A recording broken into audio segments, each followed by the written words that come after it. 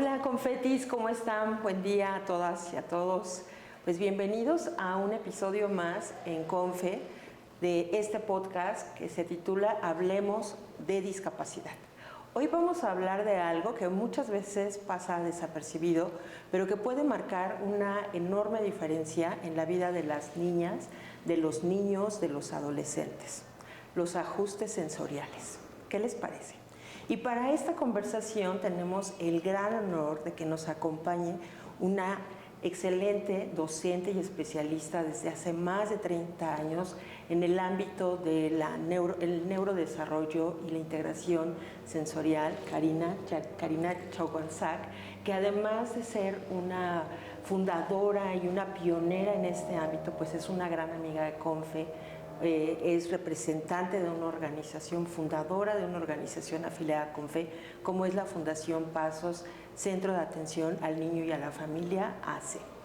Ella además es representante de México ante la Comisión Latinoamericana de Integración Sensorial, ¿lo estoy diciendo bien? Muy bien. Y su formación como terapeuta físico y ocupacional, además, le ha permitido estar certificada en neurodesarrollo BOBAT.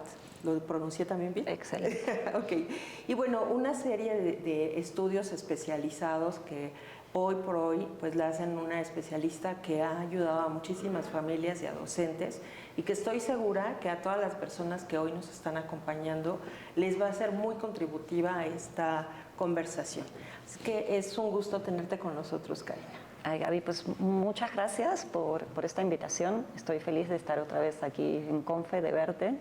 Ahí fallamos un poquito, ¿no? De que no nos vimos tanto, pero sí, muy feliz de estar acá nuevamente y de poder aportar, ¿no? Creo que también ahorita es un momento en que afortunadamente se habla mucho del aspecto sensorial o de integración sensorial, pero también creo que es un momento donde hay cierta confusión sobre algunos términos, y así que es una muy buena oportunidad para hablar del tema.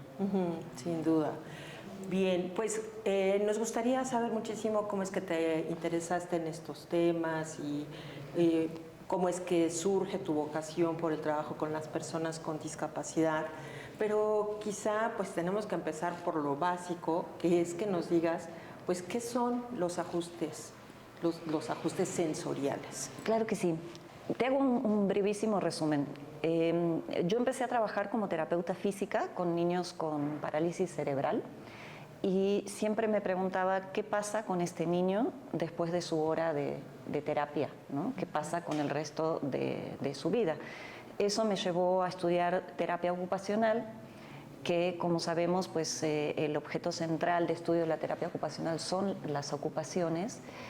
Y a partir de ahí me fui como familiarizando con este abordaje que se llama integración sensorial, o como hoy también se lo conoce, procesamiento sensorial. Este abordaje, si hacemos un poquito de historia, surge a partir de finales de la década de los 60, comienzos de los 70, con la doctora Jean Hers, que fue la primera en hablar de todos estos temas.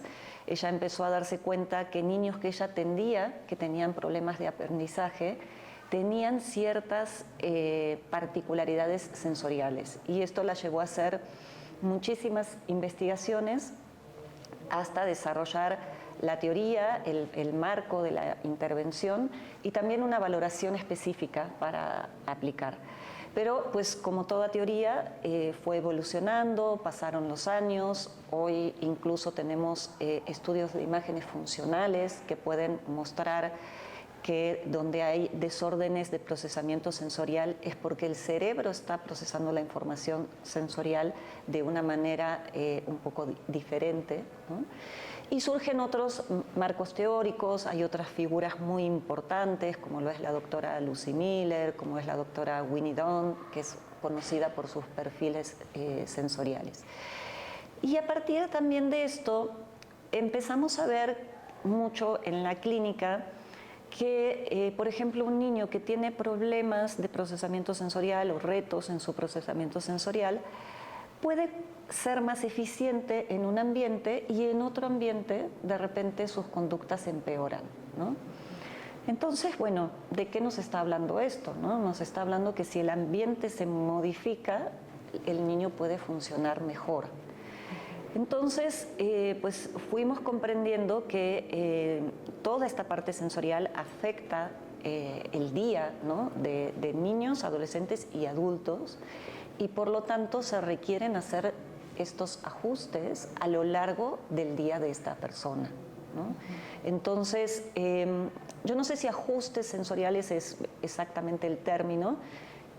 Hablamos de ajustes en el ambiente, hablamos de hacer un match entre esas necesidades sensoriales que tienen las personas y los retos que existen en el ambiente. Ya, qué interesante. Y bueno, pues a veces pensamos que son cosas muy complicadas para ciertos niños o que los maestros tienen que hacer cosas muy elaboradas para poder pues implementar algo de lo que tú estás diciendo. Pero también hay algo que me llama la atención, Karin, que es este tránsito entre, lo has nombrado como integración sensorial y procesamiento sensorial. ¿Qué opinas o sea, de esto que menciono, de que a veces creemos que es demasiado complicado? ¿Y en dónde está esta diferencia entre hablar de integración y procesamiento? Bueno, en realidad son conceptos que tienen que ver con momentos históricos, ¿no? Okay. En el primer momento se acuña este término de integración sensorial y las disfunciones de integración sensorial, y a partir de los años 2000, con pues, nuevas investigaciones, se propone este otro término, que es procesamiento sensorial. Este término involucra, al igual que el anterior, desde la recepción de un estímulo hasta la conducta observable, adaptativa o no adaptativa en la persona, ¿no? O sea, es todo un proceso que ocurre. Generalmente las personas piensan que integración sensorial es que un niño es hipersensible o es de bajo registro, pero eso es solo un aspecto de la integración sensorial o el procesamiento sensorial, que se llama modulación.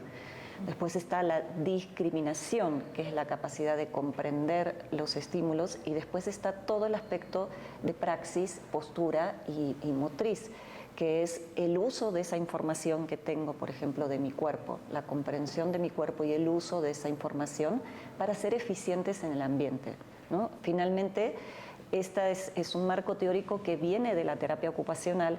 Entonces, siempre vamos a estar mirando la ocupación y esta respuesta adaptativa al medio. Entonces, si tú buscas investigaciones, si buscas bibliografía después de los 2000, vas a encontrar mucho más el término de procesamiento sensorial. Ya, ok. Bien, este podcast está dirigido en particular a hablar acerca de la educación y de la educación inclusiva, tú lo sabes, Karin. Y para la gente que nos está ahora escuchando, seguramente empieza a surgir esta idea de, bueno, ¿y qué hacer esto? ¿Cómo hacer estos ajustes de los que estás hablando dentro del aula y por qué tendrían que ser pues, llevados a cabo? ¿Por qué son tan importantes? Pues son importantes porque primero van a hablar de un bienestar y un confort de toda la población, ¿no? Y por supuesto de las personas que lo necesitan más, ¿no? Pero cuando hablamos de estos ajustes y estas mejoras en el ambiente, nos benefician a todos. Imagínate si tuviésemos de fondo ahora un ruido de una máquina, ¿no? Podríamos platicar, pero el esfuerzo que implicaría hacerlo es mucho mayor a estar como estamos ahora, que estamos muy cómodas, ¿no? Sin ruidos, sin estímulos distractores, ¿no? Entonces, hay que considerar muchas cosas. Hay cuestiones generales que hacen a una salud sensorial, ¿no? Que tiene que ver con el control del ruido, el control de la temperatura, ¿no? Si saca mucho calor y estuviéramos ya sudando, o si el aire acondicionado está fuertísimo y estamos congelándonos, no vamos a tener la misma disposición para la conversación, porque hay algo que nos está incomodando. Entonces, esto tiene que ver con lo que se llama salud sensorial en general. El mobiliario, que el mobiliario sea adecuado, sea justo, sea cómodo, ¿sí? Ahora, cuando ya tenemos personas que tienen retos específicos en esto, ya no podemos pensar en cosas tan generales. Ya necesitamos, por un lado, una evaluación sensorial, de procesamiento sensorial de esa persona, y necesitamos hacer una evaluación del ambiente, ¿sí? Pero una evaluación muy, muy específica, porque cuando no tenemos reto en esto, tendemos a habituar algunos estímulos y parece que no están, ¿no? Entonces, por ejemplo, yo muchas veces les digo a los papás, bueno, a ver, analiza cada momento del día y anota qué estímulos hay, ¿no? Entonces me dicen, ay, claro, estoy desayunando y yo nunca me pongo a pensar que pues ahí están todos los ruidos normales de la cocina, de los platos, de los utensilios, ¿no? Esos microrruidos que ya los conocemos, sabemos que no son peligrosos, nos habituamos. Pero una persona que tiene retos en esto puede estar escuchando esos ruidos como si fuese con un amplificador, ¿no? Y es una constante. Entonces, en la escuela tenemos que tener este ojo y este conocimiento para evaluar cuáles son esas características, ¿no? ¿Qué tanto ruido suele haber? Si el ruido es intermitente, si el ruido es constante, qué tantos distractores auditivos hay, qué tantos distractores visuales hay, ¿no? Muchas veces en las escuelas, para que sea bonito, tenemos como colgadas muchas cosas y esto puede ser una carga, ¿no? Visual que pues hay que ver si se justifica o no. Cómo es la calidad del mobiliario, cómo es la temperatura del lugar, cómo es la luz, es una luz natural, es una luz artificial, ni hablar si hay una luz que es intermitente. Entonces se tiene que hacer como este análisis muy, muy minucioso, ¿no? Si el lugar está, el salón está cerca, no sé, del lugar donde preparan comida, entonces va a haber olores. Si por afuera pasa gente, entonces puede haber distractores visuales y auditivos, ¿no? Entonces analizamos eso, pero no solamente la presencia de esos estímulos, la intensidad y la frecuencia, ¿no? En que aparecen. Entonces eso ya nos da una orientación de cómo está el ambiente. Y después tenemos que entender cómo es ese grupo y cómo son las necesidades específicas sensoriales de la persona. Y a partir de eso buscamos ese match, ¿no? Entre las necesidades y los retos que hay en el ambiente. Entonces ahí ya estamos hablando de ajustes específicos para cada persona. Wow, qué interesante. Estoy realmente súper interesada en lo que estás diciendo porque pues hay muchas cosas que han ido cambiando, sin duda, y cuando tú hablas de estos ajustes dentro de los ambientes, que no solamente entiendo son en el aula, sino lo estoy pensando como en otros ambientes en casa, porque pues hay niños que hacen las tareas en casa. Por supuesto. O hay niños que se van a la oficina porque el papá o la mamá tienen que llevarlos porque no hay otro lugar, o están en la casa de la abuela. O sea, como que hay una serie de cosas que están interviniendo para que ese niño pueda o no tener una respuesta ante determinada tarea que se le está pidiendo, ¿no? Entonces, exacto, estás poniendo el foco en algo que es muy importante, que básicamente en el ámbito de la discapacidad lo hablamos como esas barreras, ¿no? Las barreras que tiene el entorno y que pues provocan que una persona pueda sentirse incluida o bien que pueda desarrollar su máximo potencial, ¿no? Exactamente, exactamente, porque cuando yo tengo este confort interno, este equilibrio interno, este bienestar, yo estoy disponible para otras cosas, ¿no? Es un poco pensar, bueno, si tienes una urticaria y estás incómoda, ¿no? Y hay un sonido ahí constante que te está molestando, ¿estás disponible para más o estás como con lo básico de ay, no me molesten, estoy lidiando con esto, ¿no? Entonces ese es un aspecto, pero también está este aspecto motor, por ejemplo. Hay personas que tienen una necesidad de movimiento, ¿no?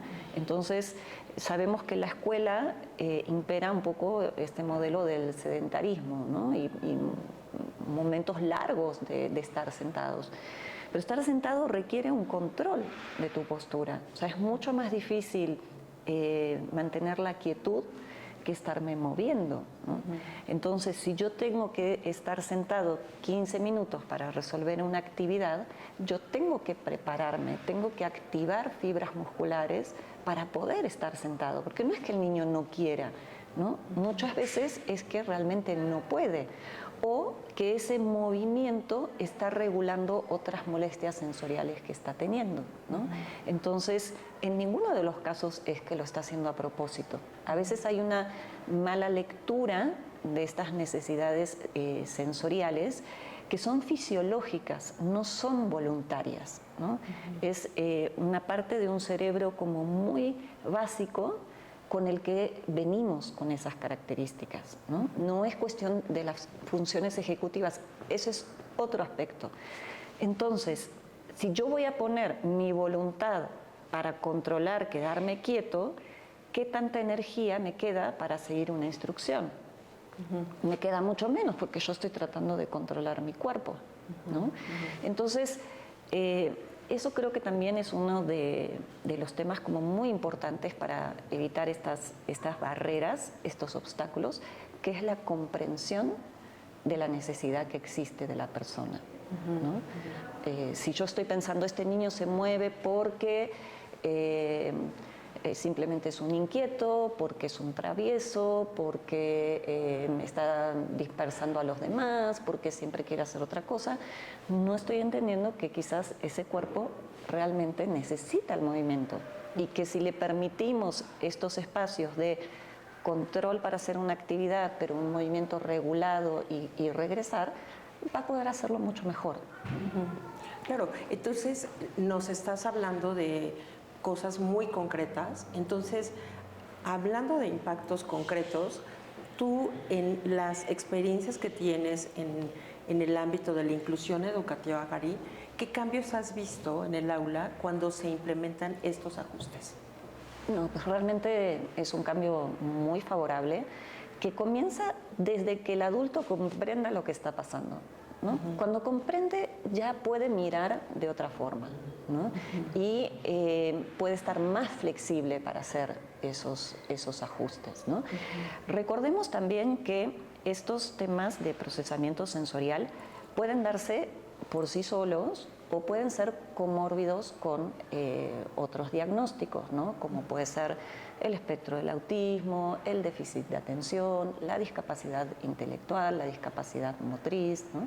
Entonces ya vamos a tener por ahí un tema más complejo, ¿no? Donde tenemos que ver varias variables. Pero cuando hacemos estos ajustes, que muchas veces yo intento pensar con el maestro cosas que sean posibles con el niño, pero que también puedan hacer los otros niños, porque esto no hace daño. Claro. Y es una manera muy bonita de pensar la inclusión y los resultados son muy buenos, ¿no? Hasta comprender que un niño que tiene que hacer un examen y está en un ambiente que está saturado, su performance puede no ser tan bueno y que quizás para ese momento del examen, si le damos un espacio un poquito más solitario, más cuidado sensorialmente, va a poder resolverlo sin ningún problema, ¿no? Entonces, hay muchos ajustes, son realmente infinitos. A veces también caemos en cosas que se repiten, ¿no? A veces las mismas maestras indican, ay, ese niño se mueve mucho, hay que ponerle un chaleco. Eso no funciona así, ¿no? Hay muchas otras alternativas antes de llegar al chaleco. Si es el chaleco, tiene que ser específico para el niño, hay que ajustar peso, hay que ver cuánto tiempo, en qué momento, ¿no? Entonces, hay como ciertas cosas que circulan, pero en realidad lo ideal es ver en cada persona qué es lo que necesita, y a veces se trata de cosas muy pequeñitas, actividades preparatorias, ¿no? Como decíamos hace un ratito, para que pueda estar sentado un periodo de tiempo, transiciones, ¿no? Uno de los grandes retos que tienen estas personas son las transiciones de una actividad a otra, de un espacio a otro, preparar esas transiciones, pero no solamente cognitivamente anticipando, sino físicamente y sensorialmente, ¿no? Entonces, pues la verdad es que es un área de oportunidad muy grande. Wow. Bien, imagino que entonces cuando ustedes van a las escuelas y hacen todo este pues análisis, conversan con las familias, imagino que los mismos niños van aprendiendo que requieren esos apoyos, e idealmente, o lo esperado sería que los niños aprendieran a autorregularse o bien a pedir esos apoyos, ¿no? Claro. Que cada uno identifique qué es lo que requiere. Claro, La importancia de ir con especialistas que como tú pues tienen esta trayectoria y que se han formado para esto, porque lo comentábamos hace rato, digamos fuera de esta conversación ahora en este podcast, de cómo han surgido de pronto como especialistas que nada más dan recomendaciones como si fueran recetas, pero tú estás hablando de cosas mucho más profundas, de análisis más profundos de niñas y niños, de evaluación del ambiente. Definitivamente, definitivamente. Cuando nosotros pensamos que un niño puede tener, repito, niño, adolescente o adulto, ¿no? Puede tener estos retos sensoriales, necesitamos primero hacer una valoración. La valoración no es solamente pasar un cuestionario sensorial, ¿no? Tenemos que valorar muchos otros aspectos. Una vez que tenemos ese acercamiento diagnóstico, ese diagnóstico diferencial, pues trabajamos, por supuesto, con el proceso terapéutico, pero trabajamos con la familia, ¿no? Existe algo que llamamos estilo de vida sensorial, que es una práctica de implementar estrategias sensoriales saludables para mantener un sistema nervioso regulado para el niño y para la familia, ¿no? Porque yo no puedo corregular si yo estoy desregulado, ¿no? Claro. Entonces, ese es un gran aspecto, y después justo los ajustes para las distintas actividades que lleva a cabo el niño, la familia, ¿no? El adulto, ajustes en el ámbito laboral del adulto, que el adulto pueda identificar qué es lo que lo está desorganizando y pueda prepararse sensorialmente y regularse desde lo sensorial y no aguantarse, ¿no? Como muchas veces hacemos, ¿no? Entonces, sí, es necesario investigar, es necesario indagar, nos volvemos como detectives en este sentido de ir a cada detalle, porque a veces es como, ¿sabes esa sensación de que tienes una arenita en el calcetín? ¿No? Es una arenita, pero te está volviendo loco. Ajá, claro. La sensorialidad puede ser eso para una persona que es hipersensible o una persona que tiene un bajo registro y no está percibiendo la información de su cuerpo, ¿no? Entonces, sí necesitamos hacer como esta indagación lo más profunda que se pueda y hacer este entretejido, ¿no? Con la familia, con la escuela, con los diferentes ámbitos para esta salud integral. Claro, y eso también, pues la carga de emociones que trae a su lado, ¿no? O sea, me imagino como un niño que está aprendiendo cómo es lo que necesita, una familia que está consciente, una escuela que provee, pues naturalmente tendrá un efecto en la convivencia y en las emociones de ese niño y del resto de los niños, ¿no? De la salud emocional de todo el mundo. Pues yo me animaría a decir que casi que te diría que no es posible que un niño esté regulado emocionalmente si tiene una disfunción de integración sensorial. Porque no está cómodo. Claro.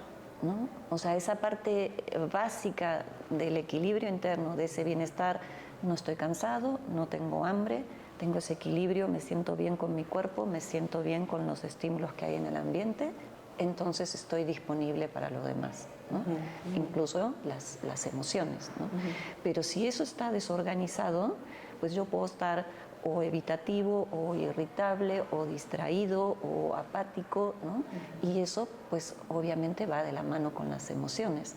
De hecho, emociones y sensaciones es difícil de separar, ¿no? Porque si yo me siento bien, voy a tener una disposición a emociones más positivas que si me siento sensorialmente mal, ¿no? Entonces, va muy ligado, por supuesto que sí.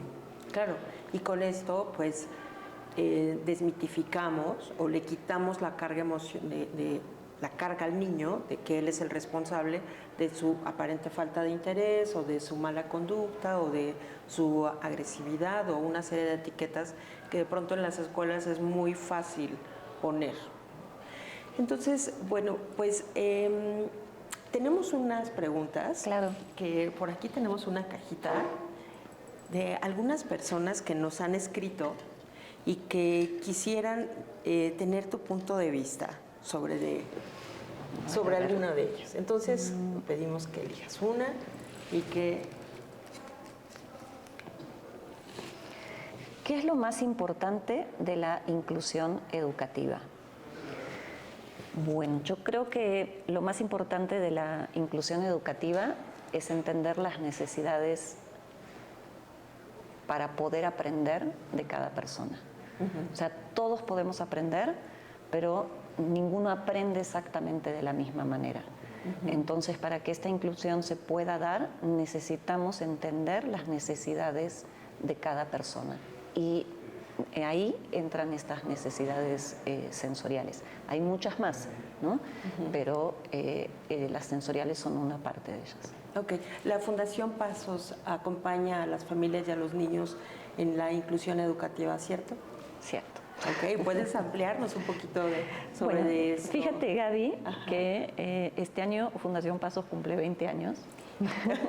Y me acuerdo cuando estábamos en Clima festejando sus 20 años y tú me dijiste, mira, cuando Pasos cumpla 20, nosotros apenas iniciábamos y yo me lo imaginaba con algo utópico, por eso me acuerdo mucho de ti en eso. Cumplimos 20 años trabajando con niños, jóvenes y adultos con retos en el desarrollo. Somos especialistas en el ámbito de la integración sensorial o procesamiento sensorial. Claro que acompañamos todo el proceso educativo de los niños pequeños. Ya la inclusión laboral acá de este lado la referimos recibimos. A CONFE, porque esa parte sí claro. no es nuestra especialidad. Y también, bueno, invitarlos, te cuento también, Gaby, que este año se va a realizar el Congreso Latinoamericano de Integración Sensorial, del cual México es sede. Va a ser en noviembre en Cancún. Va a estar muy bueno, estamos trabajando mucho en todo el programa. Creo que es 24, 25, 26 y 27, más o menos por esas fechas. Toda la información está en las redes del Colegio de Terapeutas Ocupacionales, así que también los invitamos a que se aproximen. Justo el eje central tiene que ver con la integración sensorial más allá de lo clínico, juego, entorno, comunidad e investigación. Así que bueno, aprovecho para hacer la invitación. No, bueno, pues muchísimas gracias por la invitación. Ten la certeza que ahí vamos a estar.